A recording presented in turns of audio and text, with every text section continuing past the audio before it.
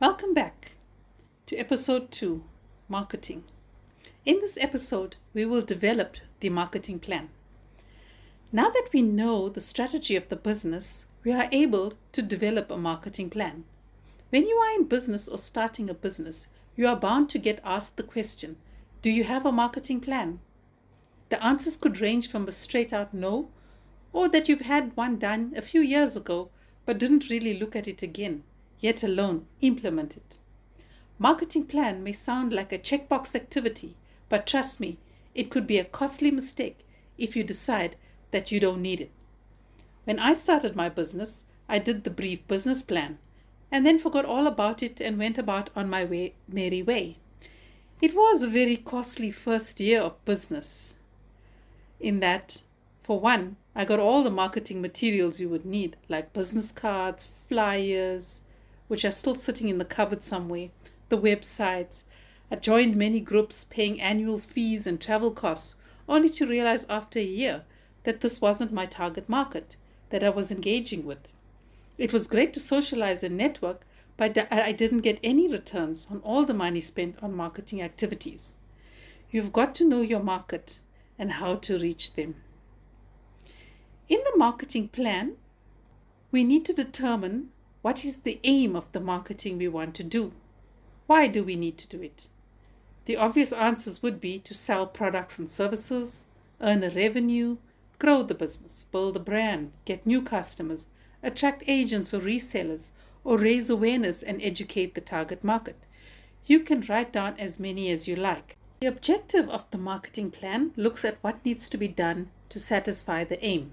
The objectives could be advertising on social media, attending markets like local farmers markets, advertising. So this is all the marketing tools that could be used to market and promote your product. The target market is who that marketing campaign will be targeted to. You can have different target markets and different campaigns to reach each of the target market. The next spreadsheet is the target market analysis.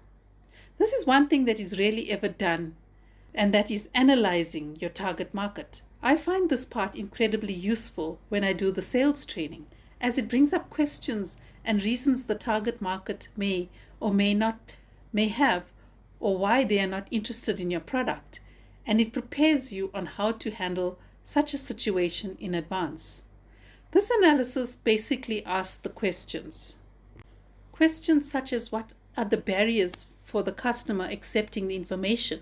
What could stop them from buying your product or services? Or what are the motivating factors for accepting the information? Why would the audience accept the product or service that you are selling? What are the key messages to this group that you want them to remember? What marketing or communication tactics would work for these groups identified? And how are we going to get the messages across to this audience group? What are the risks of these marketing tactics? What plans can be put in place to mitigate these risks? What is the action plan and what is the budget? Next, we looked at competitor analysis.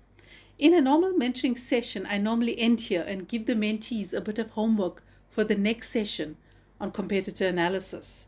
This would entail looking at your competitors, what value they offer to customers, what is their strengths and weaknesses, what can you learn from them, what is their pricing. These days, most of this information can be found on the Google search. SWOT. The SWOT analysis is very popular, widely used, and easily understood. Here, we write down the strengths and weaknesses of the value proposition and how it compares to the competitors. So the strengths could be cost, quality, pricing, innovation. It helps the environment, reduces waste and pollution, etc. Weaknesses usually would be the lack of funding, resources, business skills, access to market, compliance requirements such as testing, labeling design, safety, and quality management systems. Opportunities and threats looks at external factors that could impact the business positively and negatively. Here, you could use the Porter's 5 Forces and Pastel. Porter's five forces analyze the threats of new entrances and the barriers to entry, the impact supplies can have on your business, the threats of substitutes, competition, and the bargaining power of buyers. The Postel analysis looks at how political, economic, social, technology, environment, and legal issues can affect the business in terms of opportunities and threats. Examples of political would be changes in laws, taxes, trade tariffs, corruption, stability of the country. Economic would be the growth of the country, inflation, interest rates, employment rates, etc. Social are people's lifestyle, the latest fad, changing health and fashion trends, culture, education, etc. Technology. How does innovation and automation affect your business? Can your business evolve, or is there a threat of your product becoming obsolete in a few years? The next E is for environment. That looks at climate change, global warming, sustainability. How does your business benefit or is threatened? Legal, that's compliance on rules and regulations of the country. Here it would be quality, health and safety, labor laws, product testing, shelf life, label design, municipal health permits, business zoning, etc. Then we look at SWOT mitigation. SWOT mitigation looks at how the key weaknesses and threats can be mitigated and in what time frame.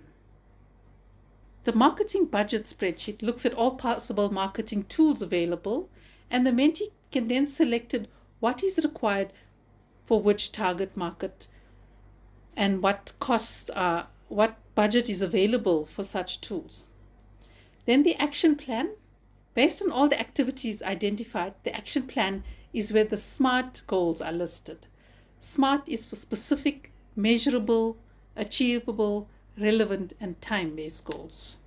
And lastly, we have the sales pipeline. This is the tab where we write down the target market, we break it down into actual people and businesses that are to be contacted.